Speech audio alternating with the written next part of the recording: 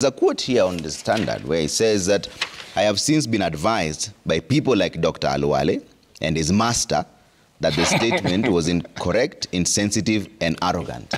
Dr. Khalwale, what was your advice to CS Kuria? And do you still maintain your position that he should be fired?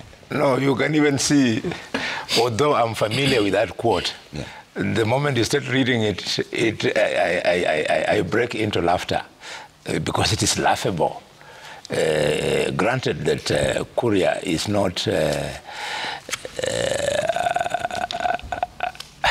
somebody who is new to the political terrain in this country, but he knows some of us.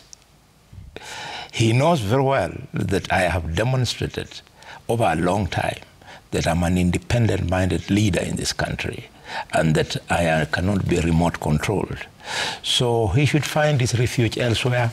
I refuse to respond to social media. I refuse to go into an exchange with him because I was speaking as an elected senator, and over and above that, I am the leader of I'm one of the leaders in the Senate as the leader of the majority, as the chief whip on the majority side. So I cannot take it lightly. He must know that even when you are where I am, you still have constitutional responsibilities, which in my case include the oversight. You don't throw away your oversight responsibility because you have an appointive office. You don't throw it away because you are a friend of a minister. You must always remember that the people have taken you into that office for a reason. The president has appointed you for a reason, and therefore you discharge. It should not be lost to him that we still reserve the right to invite him to Parliament, up to and including censoring him. So he should go easy, do his job, apologize to Kenyans. We were never elected as Kenya Kwanza to insult Kenyans. We were never elected by Kenyans to show them the middle finger.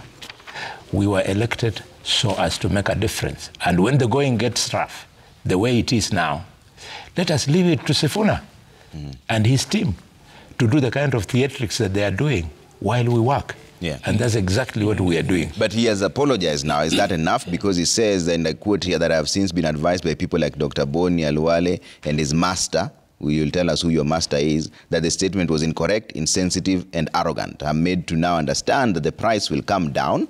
I apologize profusely, since to err is human. Yes, I have never read about where he went to school. But assuming that he went to a good school like some of us, then he was writing in English. And every tone of that particular tweet is nothing but sarcasm. There was no apology there. When you say people like, that is the beginning of sarcasm. His masters, that is further sarcasm. And going further, that they have assured me that the prices will go down, is further sarcasm. We are not fortune tellers to know what will happen to the prices of oil. When he tells people to go and drill oil wells, either in their homes or in their villages, that is a kind of arrogance. We will not keep quiet.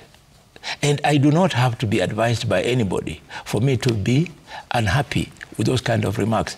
Man, we sweated, and you saw it on footage here. We were tear-gassed. We were beaten up by the police to form this government. Having formed the government, the people who failed to win seats, the president then sympathized with them and appointed them as ministers. We gave them that opportunity. They owe it to us that they are in that office. And therefore, they should be grateful that we did our part of the work. It doesn't mean that the people who are outside cabinet are incompetent. And it doesn't mean that the people who are incompetent are the best. So is this apology? There are many other Kenyans who can do the jobs we are doing today. So is this apology acceptable or not?